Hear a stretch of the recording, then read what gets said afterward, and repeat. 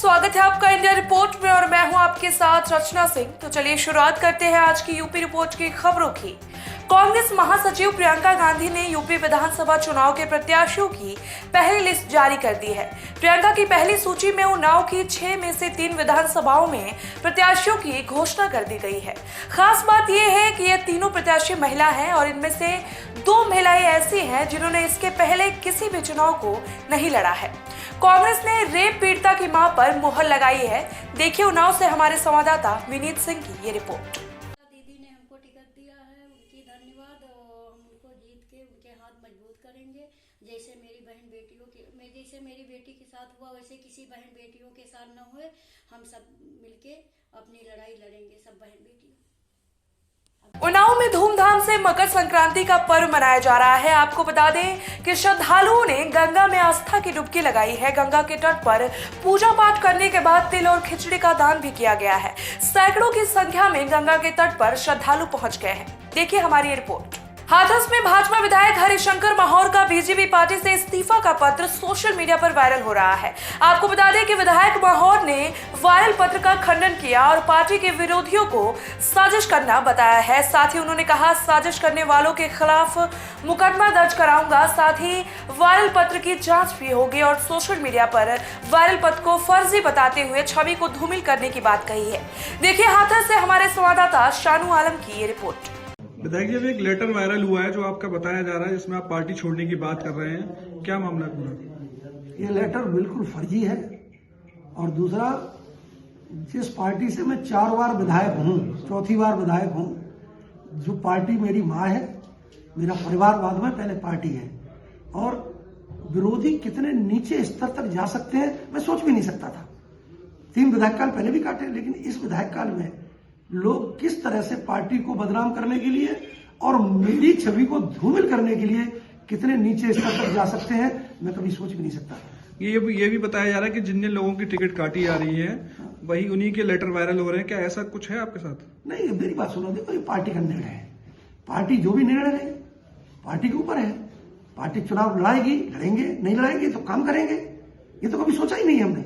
लेकिन विरोधी कितने नीचे गिर सकते हैं। इस लेटर फर्जी लेटर, मेरा लेटर नहीं, मेरे दस्तखत नहीं, फर्जी लेटर बना के वायरल करना, मेरी छवि को धूमिल करना है और पार्टी की छवि को खराब करना है। अभी आप क्षेत्र में प्रचार कर रहे हैं? और क्षेत्र में तो जा ही रहा हूँ रोजाना। और मेरी अभी एसपी साहब से बात हुई है।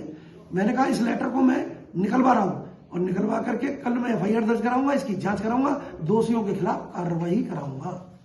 आपने जो बताया लेटर जो वायरल हुआ है और जो आपका जो असली लेटर है उसमें कुछ अंतर है? हाँ, मेरे असली लेटर पर ये स्पष्ट, देखिए ये लेटर है, इसमें मेरी एजुकेशन वगैरह सब लिखी हुई है। वो लेटर क्या है? ये बिल्कुल नितांत तो फर्जी है। पहली बात, मेरा असली लेटर पैड ये है जिसमें मेरी पूरी एजुकेशन लिखी हुई है।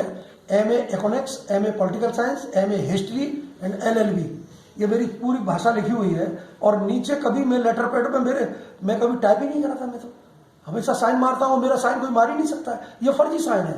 मैंने SP साहब से मेरी बात हो गई है, कल FIR दर्ज करा के जांच कराऊंगा और जांच में जो दोषी होगा उसको दोषी सिद्ध होने के बाद उसके खिलाफ कार्रवाई होगी, ऐसा मैंने SP साहब से कहा है।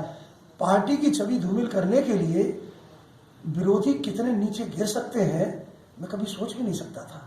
पार्टी मेरी माँ है जिसने मुझे 4 बार विधायक बनाया है। नहीं, ये विरोधी आपकी पार्टी के ही तो नहीं है, जो कि लग रहा है कि आपकी टिकट अब नहीं कटेगी और आप इस बार भी विधायक बन सकते हैं। ऐसे ही कहीं विरोधी तो नहीं है जो टिकट की दौड़ में थे? हो सकता है, कोई भी हो सकता है, विरोधी कोई भी हो सकता है, लेकिन जो भी विरोधी है वो पार्टी का व्यक्ति नहीं हो सकता। और पार्टी की छवि को धूमिल करने के लिए ये कृत्य किया गया है और ये बड़ा निंदनीय और सर्वनाश काम किया है मेरी छवि को धूमिल करने के लिए। इस्तीफा देने की तो कोई बात ही नहीं, प्रश्न ही नहीं उठता इस्तीफा देने के लिए। प्रथम चरण के लिए आज से शुरू होंगे नामांकन। आपको बता दें कि 58 विधानसभा सीटों के लिए नामांकन होंगे। पहले चरण में 11 जिलों की 58 विधानसभा सीटों पर और 21 जनवरी को नामांकन की अंतिम तिथि होगी। प्रत्याशी नामांकन को ऑनलाइन भी दाखिल कर सकते हैं। सुविधा ऐप के माध्यम से वे अपने आवेदन पत्र को भी दाखिल कर सकते हैं। पहले चरण के 58 विधानसभा सीटों में 9 सीटें आरक्षित की गई हैं। नामांकन के समय प्रत्याशी के साथ 2 लोगों की ही अनुमति है। पुलिस का अमानवीय चेहरा और पुलिस की करतूत अक्सर मीडिया की सुर्खियों में बनी रहती है। अगर बात करें पुलिस मित्र की तो आज सलोन कस्बे में इसकी बड़ी बानगी देखने को मिल रही है। दरअसल मामला ये है कि एक गरीब मजदूर परिवार सलोन कस्बे में दर दर की ठोकर खा रहा था, लेकिन इस गरीब परिवार का कोई सहारा नहीं और ना तो कोई समाज सेवी बना और ना ही इस चुनावी मौसम में किसी नेता ने इसको पनाह दी।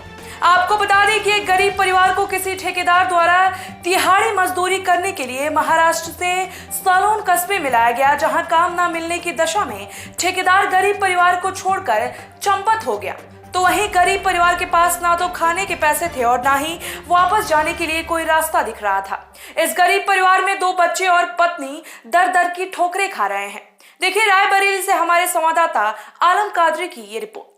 फिलहाल इस वीडियो में मेरे साथ बस इतना ही। आगे की तमाम जानकारियों से जुड़े रहने के लिए बने रहिए इंडिया रिपोर्ट के साथ।